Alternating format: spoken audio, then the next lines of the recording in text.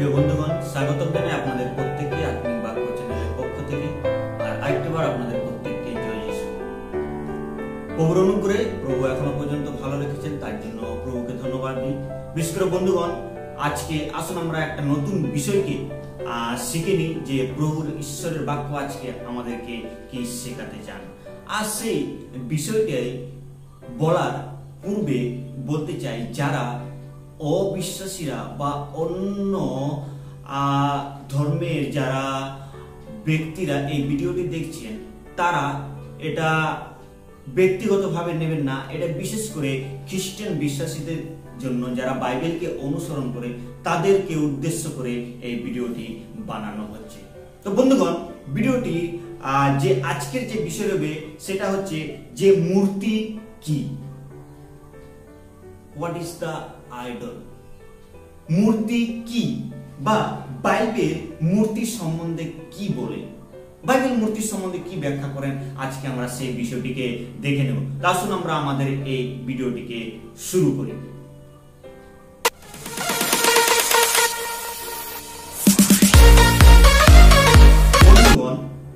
বিশেষ করে পবিত্র শাস্ত্র বাইবেলে ঈশ্বর যখন ইসরায়েলদেরকে মনোনীত করেছিলেন এবং মিশর দেশ থেকে যখন তাদেরকে বন্দিত্ব করে ফিরিয়ে নিয়ে আসছিলেন, আর সেখানে ঈশ্বর যতবার ইসরায়েলদেরকে তিনি বলেছেন, ততবার তিনি বলেছেন যে আমি তোমাদের ঈশ্বর, আমি তোমাদের সদাপ্রভু, আমার ব্যতিরেকে তোমাদের আর কোন ঈশ্বর না থাকুক। ইসরায়েলদেরকে প্রত্যেকবার বলা হয়েছে, কিন্তু তবু বিশেষ করে দেখি যখন আমরা যাত্রা পুস্তকে আসি বা এক্সোডাসে আসি, আর সেখানে আমরা ভালোভাবে সেই বিষয়টিকে বুঝতে পারি। কি বুঝতে পারি? যে সেখানে ঈশ্বর তিনি পরিষ্কার করে দিয়েছিলেন, যখন তিনি ইসরায়েলদেরকে যখন তিনি 10 আজ্ঞা দিয়েছেন। আর যাত্রা পুস্তক 20 অধ্যায় যদি 3 থেকে 6 পদের মধ্যে দেখতো, সেখানে বলেছে যে আমি তোমাদের ঈশ্বর, আমার ব্যতিরেকে আর কোনো ঈশ্বর যেন তো তোমাদের না থাকে, আর তোমরা খোদিত প্রতিমা নির্মাণ করিও না। খোদিত প্রতিমা বললে যেটা বানানো, ছাঁচে ঢালানো তৈরি করা, সেরকম তোমরা মূর্তি কোনো পূজা করিও না, বা সেরকম কোনো মূর্তি বানায় না। আকাশের মধ্যে এবং এবং নিচস্থ যে জলচর রয়েছে, যা কিছু প্রাণী রয়েছে, তাদের কোনো ছাঁচানো তোমরা মূর্তি বানায় না। প্রথম থেকে ঈশ্বর তিনি কি করেছেন? ক্লিয়ার করে রেখেছেন।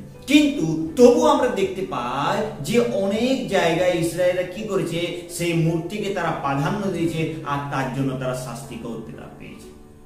কিন্তু বন্ধুরা, যে প্রথম যে প্রশ্ন হচ্ছে যে মূর্তি কি, বাইবেল কি বলে মূর্তি কি, সেই বিষয়টা আজকে আমরা আসুন আমরা দেখব। যদি আমরা বিশেষ করে দেখি গীত সংহিতা, সেখানে যদি আমরা দেখি, সেখানে আমরা বুঝতে পারি মূর্তির সম্বন্ধে ঈশ্বরের বাক্য কি বলছে।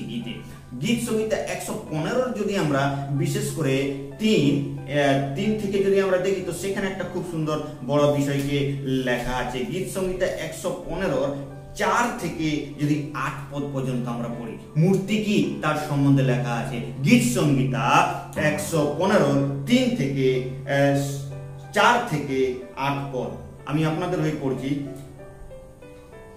উহাদের প্রতিমা সকল রৌপ্য ও স্বর্ণ, মনুষ্যের হস্তের কার্য। এখানে প্রথমে ক্লিয়ার যে মূর্তি কি?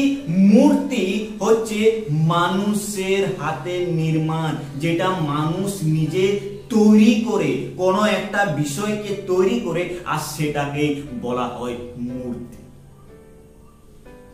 লেখা আছে ডাইরেক্ট যে কিসে কি রকমই বানায়। তারা সোনা দিয়ে তারা বানায়, তারা রৌপ্য দিয়ে বানায়, আর মানুষ নিজের হস্তের যেটা কার্য, আর সেটা হচ্ছে মূর্তি। এখানে মূর্তির ব্যাখ্যাটাকে সেটাই দিয়েছে, যে এখানে বলছে যে দৃশ্য মাত্র। এখানে কি বলছে? যে উহাদের প্রতিমা সকল রৌপ্য ও স্বর্ণ, মনুষ্যের হস্তে, মানুষের হস্তে। তারপর আর কি বলছে মূর্তির সম্বন্ধে আর কি ব্যাখ্যা দিচ্ছে দেখো। যদি আমরা বিশেষ করে 5 পদ থেকে দেখি, সেখানে লেখা আছে মুখ থাকিতেও তাহারা কথা কহে না। তাদের মুখ তো আছে, কিন্তু তারা কথা বলবে না। বন্ধুগণ, কিভাবে কথা বলবে? সেটা হচ্ছে মূর্তি কখনো কথা বলেন। একটা গাছের সঙ্গে যদি আপনি কথা বলেন, গাছ কখনো কথা বলবে না। একটা যদি পাথরের সঙ্গে আপনি কথা বলেন, পাথর আপনার সঙ্গে কখনো কথা বলবে না। একটা যদি আপনি সেই মূর্তি বা মাটির কিছু বানানো সেই পুতুলের কাছে গিয়ে যদি আপনি বলেন, আপনি কেমন আছেন, তুমি তো ভালো আছো, তোমার কি জ্বর হয়েছে, সর্দি হয়েছে, সে কিছু উত্তর দেবে না। একইরূপ ভাবে ঈশ্বরের বাক্য মূর্তি সম্বন্ধে সেটাই বলছে যে মুখ আছে, তার মুখকে খুব সুন্দর আকৃতি দিয়ে বানিয়েছে, কিন্তু সেই মুখে কথা বলতে পারবে না। চোখ আছে, চোখকে খুব সুন্দর আকৃত করে বানিয়েছে, খুব সুন্দর দেখতে লাগছে, কিন্তু কোনো কাজের নেই। চোখ থাকিতেও দেখতে পাবে না। চোখ যদিও আছে কিন্তু দেখতে পাবে না। তারপর কর্ণ আছে, কান আছে, ঠিক আছে, এই ছয়পদে কান থাকিতেও শুনিতে পায় না। কান খুব সুন্দর ভাবে বানিয়েছে কিন্তু শুনতে পায় না। নাসিকা থাকিতেও ঘ্রাণ পায় না। হস্ত থাকিতেও স্পর্শ করিতে পারে না। আরো দেখো কি বলছে, চরণ থাকিতেও চলিতে পারে না। পা আছে কিন্তু চলার সামর্থ্য নেই, চলার শক্তি নেই। বন্ধুগণ, এটাই হচ্ছে মূর্তি। বাইবেল আমাদেরকে শেখায় যে মূর্তি হচ্ছে। যদি আমরা আরো দেখি গীত সংহিতা 133-15 থেকে 18 পদ, সেখানে একই বিষয়কে লেখা আছে যে মূর্তি হচ্ছে অন্য এক মানুষের হস্তে নির্মাণ করা এক বিষয়, যেটা মনুষ্যরা নিজেদের হস্তে কার্য করেছেন। কিন্তু এখানে বলতে চায় যে মূর্তি তার হাত পা থাকা সত্ত্বেও সে হাতে কোনো কার্য করতে পারবে না, কোনো চলতে পারবে না। কিন্তু প্রিয় ভাই বোনেরা, ঈশ্বর তিনি আগেই বলেছেন যে আমি ঈশ্বর, আমাদের ঈশ্বর হচ্ছে নিরাকার ঈশ্বর, তিনি অদৃশ্য ঈশ্বর। তিনি মূসাকে যখন তাকে দেখতে চাইছিলেন আর বলছে তুমি যদি দেখো আমাকে তাহলে তুমি আর বাঁচিবে না। ঈশ্বর হচ্ছে সেই প্রচন্ড সেই অগ্নিময় ঈশ্বর, আর সেই ঈশ্বর হচ্ছে প্রেমময় ঈশ্বর। আর ঈশ্বর, আমাদের ঈশ্বর হচ্ছে অদৃশ্য নিরাকার ঈশ্বর, যার কোনো আকার তৈরি করতে পারবে না। দাউদ যখন সেই ঈশ্বরের জন্য যখন চিন্তা করেছিলেন যে আমি এত রাজপ্রাসাদে আছি কিন্তু আমার ঈশ্বর, তখন দাউদকে ঈশ্বর বললেন যে তোমার হস্তের নির্মাণ, মনুষ্যের হস্তের নির্মাণে মন্দিরে আমি থাকবো। ঈশ্বর হচ্ছে নিরাকার, ঈশ্বরকে কেউ বেঁধে রাখতে পারে না। কিন্তু আজকালকার বিশেষ করে এখন খ্রিস্টান বিশ্বাসীদেরা তারাও কি করে মূর্তির সামনে গিয়ে পড়ে, তারাও গিয়ে পড়ে সেই মূর্তির কাছে গিয়ে যাচ্ছা করে। প্রিয় বন্ধুগণ, বিশেষ করে রোমান ক্যাথলিকদের সম্বন্ধে যদি বলতে চায়, তারা কি করে, তারা সেই যিশুর ক্রুশে বানানো সেই ছবির কাছে গিয়ে তারা নিজের পাপকে স্বীকার করবে যে মূর্তি কোনো উত্তর দিতে পারবে না। মরিয়মের খুব সুন্দর মূর্তি বানাবে, কোলে নিয়ে আছে, কিন্তু তার কাছে গিয়ে তারা প্রার্থনা করবে, কিন্তু তার মুখ আছে, চোখ আছে, হাত আছে, কিন্তু কোনো উত্তর দিতে পারবে না। প্রিয় বন্ধুগণ, রোমান এবং প্রোটেস্ট্যান্টের আমি একটা ভিডিও বানিয়েছি, সেই ভিডিও আপনারা চেক করে দেখে নেবেন যে পার্থক্য কি। প্রিয় বন্ধুগণ, এখানে ঈশ্বরের বাক্য আমি বিশেষ করে তাদেরকে বলতে চাই যারা খ্রিস্টান বিশ্বাসীরা এই সব পদগুলো জানা সত্ত্বেও যে মূর্তি কি, তবুও তারা কি করে মূর্তির পিছনে যায়। আমি তাদেরকে প্রশ্ন করতে যাই, আপনাদের বাইবেলে কি এই গীত সংহিতা 115 নেই? আপনাদের বাইবেলে কি সেই যাত্রা পুস্তকের সেই 20 অধ্যায়ে 3 থেকে 6 পদ নেই? কি বলেছে? ক্লিয়ার বলেছে যে এগুলো হচ্ছে মনুষ্যের হস্তে নির্মাণ। আর ঈশ্বর তিনি আগে 10 আজ্ঞাতে বলেছেন যে তোমরা কোনো খোদিত প্রতিমা নির্মাণ করিও না। কিন্তু এবার আসে আমরা নতুন নিয়মে কি বলেছে। নতুন নিয়মে বাইবেল মূর্তির সম্বন্ধে কি বলেছে? বিশ্বাসীরা যখন মূর্তি, আমরা এই যে সমাজে রয়েছি, আমরা যে জায়গাতে রয়েছি, চারিদিকে এখন সেই মূর্তিতে ভরা। কেননা অবিশ্বাসীরা তারা সেটাকেই বেশি প্রাধান্য দেয়। আসলে সব জায়গাতে তাদের এই বেশি বিষয়টা দেখতে পায়। তো সেখান থেকে, মূর্তি থেকে কিভাবে আমরা রক্ষা পাবো, ঈশ্বরের বাক্য কি বলেছে সেটা আমরা দেখে নেব। নতুন নিয়মে মূর্তি থেকে রক্ষা পাওয়ার জন্য ঈশ্বরের বাক্য কি বলেছেন, দুটি বিষয়কে আসুন আমরা দেখে নেব। প্রথম যে বিষয়টি হচ্ছে সেটা হচ্ছে আমরা পাবো 1 করন্থীয় 10 অধ্যায় 14 পদে। 1 করন্থীয় 10 অধ্যায় 14 পদ, সেখানে ক্লিয়ার করে দিয়েছে মূর্তি সম্বন্ধে। 1 করন্থীয় 10 অধ্যায় 14 পদে, অতএব হে আমার প্রিয়েরা, মূর্তি পূজা হইতে পালায়ন। ও এখানে একদম ক্লিয়ার কি বলেছে, হে হে হে আমার প্রিয়েরা, হে আমার বন্ধুরা, হে আমার প্রিয় পাত্ররা, প্রতিমা পূজা হইতে পালায়ন করো। এখানে লেখা নাই যে বসে থাকো, এখানে বলছে না যে প্রতিমার সম্মুখে তোমরা দাঁড়িয়ে থাকো, কিন্তু যে পালায়ন করো। পালায়ন মানে কি, এখানে দৌড়ে পালা। আমরা পালায়ন কথাটা কখন ব্যবহার করি? যখন আমাদের সমস্যা, তখন আমাদের দৌড়তে হয়, সেই সময় তুমি পালাও পালাও এখান থেকে। আর এই বিষয়টাই এখানে লেখা আছে যে মূর্তি থেকে নতুন নিয়মে ঈশ্বরের বাক্য কি বলছে, পালানোর জন্য। প্রিয় বন্ধুরা, প্রিয় বিশ্বাসীরা, যারা প্রিয় খ্রিস্টান যারা রয়েছেন, তাদেরকে আমি বলতে চাই, আমরা যেন এই মূর্তি থেকে পালায়ন করি। যদি না পালায়ন করি, তাহলে যেরকম আসে, আমরা যদি পালায়ন না করি, তাহলে ঈশ্বরের ক্রোধ আমাদের উপরে নেমে আসবে। যেরকম ইসরায়েলদের উপর ঈশ্বরের ক্রোধ নেমে এসেছিল যখন তারা কি করেছিল, যখন তারা প্রতিমা পূজা করেছিল, আর তখন তাদের সেই ক্রোধ নেমে এসেছিল। যদি প্রথম করন্থীয় 10:7 দেখি, সেখানে লেখা আছে, আবার যেমন তাহাদের মধ্যে কতক লোক হইয়াছিল, তোমরা তেমনি প্রতিমা পূজক হইও না। যথা লিখিত আছে, লোকেরা ভোজন পান করিতে বসিল, পরে ক্রিয়া করিতে উঠিল। আর যেমন যাহাদের মধ্যে কতক লোক ব্যভিচার করিয়াছিল, এবং একদিনে 23,000 লোক মারা।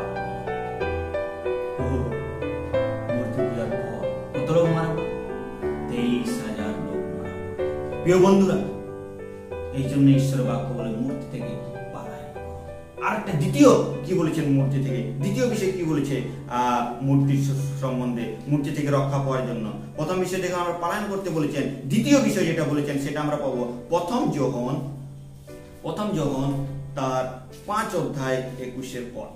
প্রথম যোহন 5:21 পদ, বৎসেরা তোমরা প্রতিমাগণ হইতে আপনাদিগকে রক্ষা করো। ও এখানে আরো খুব সুন্দর ক্লিয়ার করে এখানেও বলছে যে বৎসেরা, হে আমার প্রিয়েরা, বুঝি তোমরা প্রতিমাগণ হইতে আপনাদিগকে রক্ষা করো। প্রথম বিষয় হচ্ছে রক্ষা করতে হবে। হ্যাঁ প্রিয় বন্ধুগণ, এটা আমাদের আজ বর্তমান সময়ে খুবই দরকার। আমরা কোনো না কোনো কারণবশত আমরা মূর্তির উপরে বিশ্বাস করি। যার হাত আছে, পা আছে, চোখ আছে, কিন্তু তবুও তারা কিছু করতে পারে না। চোখ আছে কিন্তু তবুও তারা দেখতে পায় না, মুখ আছে কথা বলতে পারে না, আর আমরা তাদের কাছে গিয়েই আমরা আমাদের সমস্ত কিছু চাচ্চাকে রাখি, আমরা তাদের কাছে গিয়ে আমরা নমন করি।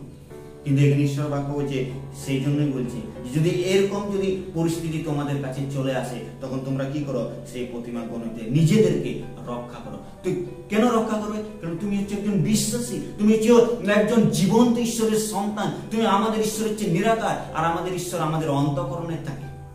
আর সেই ঈশ্বরের প্রতি ভক্তি করো, সেই ঈশ্বরকে শ্রদ্ধা করো।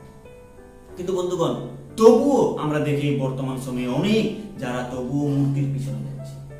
যদিও তারা যাচ্ছে যখন মূর্তির পিছনে, তাদের হাল কি হবে বা তাদের শাস্তি কি, মূর্তি পূজার শাস্তি কি? যদি আমরা পুরাতন নিয়মে দেখি, মূর্তি পূজাতে যারা করে, যারা মূর্তির পিছনে যায়, তাদের শাস্তি কি হয়? যদি আমরা পুরাতন নিয়মে থেকে দেখি, পুরাতন নিয়মে তাদের যে শাস্তি ছিল, কেউ যদি মূর্তির পিছনে যেত আর কাউকে যদি দেখা যেত যে এই ঈশ্বর সদাপ্রভু ছেড়ে মূর্তির পিছনে যাচ্ছে, আর তাকে কি করতো, কোনো একটা জায়গাতে নিয়ে যেত, আর সেখান থেকে পাথর বস্ত্রাঘাতে তাকে হত্যা করা হতো। সেটা আমরা যদি দেখি দ্বিতীয় বিবরণে আমরা পাবো। দ্বিতীয় বিবরণ তার 17 অধ্যায়, দ্বিতীয় বিবরণ তার 17 অধ্যায় আর 3 থেকে 5 পদ যদি আমরা পড়ি, সেখানে সেটা ক্লিয়ার করে লেখা আছে। দ্বিতীয় বিবরণ 17 অধ্যায় 3 থেকে 5 পদ, গিয়া অন্য দেবতাদের সেবা করিয়াছি ও আমার আজ্ঞার বিরুদ্ধে তাহাদের কাছে অথবা সূর্যের বা চন্দ্রের কিংবা আকাশ বাহিনীর কাহারও কাছে প্রণিপাত করিয়াছে, আর তোমাকে তাহা বলা হইয়াছে ও তুমি শুনিয়াছ, তবে যত্নপূর্বক অনুসন্ধান করিবে আর দেখো, যদি ইহা সত্য ও নিশ্চয় হয় যে ইসরায়েলের মধ্যে এরূপ ঘৃণাহ কার্য হইয়াছে, তবে তুমি সেই দুষ্কর্মকারী পুরুষ কিংবা স্ত্রী লোককে বাহির করিয়া আনিয়া নগরের দ্বারের সমীপে আনিবে, পুরুষ হোক বা স্ত্রী হোক, তুমি বস্ত্রাঘাত দ্বারা তাহার প্রাণদণ্ড করিবে। ও এখানে কত একটা কঠোর ক্লিয়ার। কেউ যদি মূর্তি পূজা করে, আর যদি মূর্তির সামনে চন্দ্র হোক, সূর্য হোক, যে কোনো বস্তুর কাছে সে যদি নমন করে জীবন্ত ঈশ্বরকে ছেড়ে, তো তুমি তাকে অনুসন্ধান করো আর খুঁজে করে তাকে কি করো, সেই জায়গাতে নিয়ে যেয়ে তাকে বস্ত্রাঘাতে হত্যা করো। প্রিয় বন্ধুগণ, এটা হচ্ছে ঈশ্বরের চেতনা। কিন্তু নতুন নিয়মে আমাদেরকে কি, আমরা যদি মূর্তি পূজাতে যাই ওই জন্য আমাদেরকে সাবধান হতে হবে। আমাদের বিশেষ করে নতুন নিয়ম যেটা বলা আছে, যদি আমরা মূর্তি পূজা করছি, যেরকম লেখা আছে প্রকাশিত ভাগে, যে অনেক মূর্তি পূজক, ব্যভিচারী, কুকর্মকারী সমস্ত লোকদিগকে সেই অনন্তকালীন অগ্নিহোদে ফেলে দেওয়া হবে। আর সেই যারা মূর্তি পূজা করে তাদের স্থান হচ্ছে নরক। প্রিয় খ্রিস্টান ভাই বোনেরা, আপনারা যদি এখনো মূর্তি পূজাতে ব্যতিব্যস্ত রয়েছে, এখনো মূর্তির পিছনে যদি যাচ্ছেন, তাহলে বুঝে নিতে হবে আপনার সেই স্থান হচ্ছে নরক। আর সেটা আমি নিজে বলছি না, সেটা পবিত্র শাস্ত্র বলছে। তো আসুন আমরা সেই মূর্তি থেকে, যেরকম ঈশ্বরের বাক্য বলছে, নিজেদেরকে সাবধান করি। দ্বিতীয় বিষয় বলছে যেন আমরা সেই জায়গা থেকে পালিয়ে আসি, আর তাহলে ঈশ্বর আমাদেরকে আশীর্বাদ করবেন এবং রক্ষা করবেন। এই ছোট্ট চিন্তাধারা দ্বারা ঈশ্বর আমাদের প্রত্যেককে আশীর্বাদ করবেন। সকলকে জয়।